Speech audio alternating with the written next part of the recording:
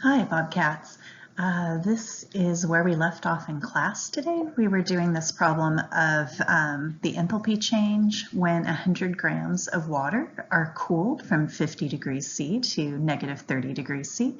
And we have to break the calculation up into three separate parts. First, the liquid water cooling, that's part A, and we did that part in class. And then after that, we want to do part B. Part B is going to be the liquid water freezing, turning into solid, and then part C will be the solid water or ice cooling on down to negative 30 degrees. So let's pick it up with calculation for part B. This is the horizontal portion of our cooling curve. For a phase transition, Q is going to be equal to delta H times the amount of material that we have. On our table, the delta H that we want is the delta H of fusion. Fusion is melting.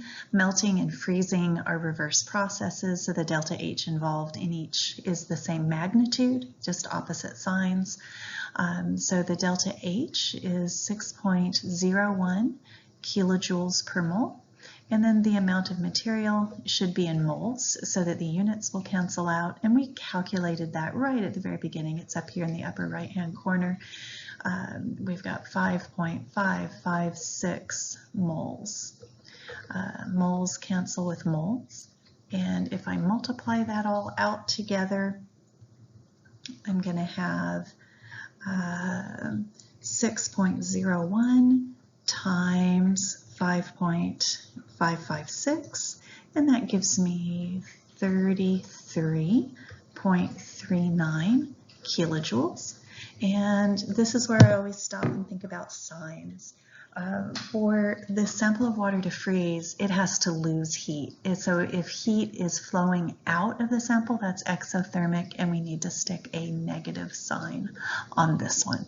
All three of these processes should be negative because heat is flowing out. So in the end, we should have a minus sign, whether or not that falls out naturally from the way we set up our calculations. Okay, then the third and final part, part C. Since it is a sloped portion, we use Q equals MC delta T. I've had students tell me that's MCAT. Actually, it's the amount. We want to make sure units work. So let's start with our constant and see what units are attached to the constant. If we look up at our table of constants, we're now at the one where I'm putting the squiggly line.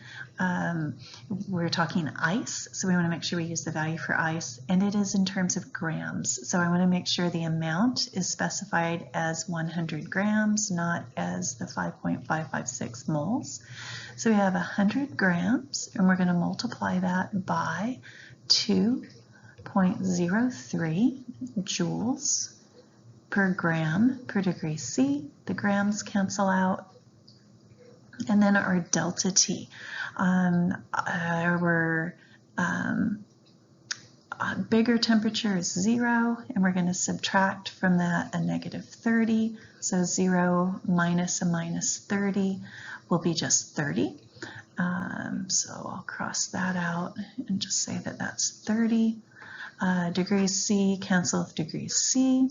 And so for part C, we get 100 times 2.03 times 30, which is 6090 joules. And so we should convert that to kilojoules to match with all of the other ones that we're doing. Just move that decimal 3 times. And once again, this should be negative because the sample's losing heat. So our total heat should be the heat for part A plus the heat for part B plus the heat for part C. And they're all exothermic, so we'll have negative 20.92 minus 33.39 minus 6.090. And so let's see, let me run that through the calculator here real quick. 20.92 plus 33.39 plus 6.09 I entered those all into my calculator without the sign, just recognizing that in the end it's going to be a negative 60.4. Let's see, I should have one more sig fig. Somehow that doesn't seem like I quite added that up right. Let me try one more time. 20.92 plus 33.39 plus 6.09. Okay, so that all added up to negative 60.40 kilojoules for the final answer. And you all are, wow, in my head that still feels like that's off slightly in that last sig fig, but I'm using a bad calculator, so I may, that last sig fig may be off a little bit. I should go take a look at that when we're done here. Anyway, so the bottom line is the Q for the overall process is negative 60.4 kilojoules.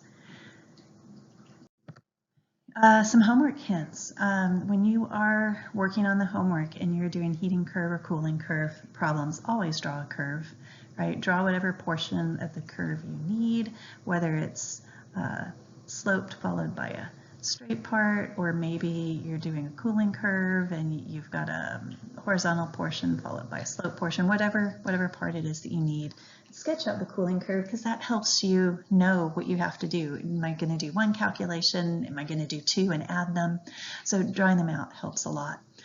The other thing is there is a homework problem that talks about ice cubes being added to water. I always think of this in terms of the magnitude of the heat lost and the magnitude of the heat gain, magnitude meaning absolute value.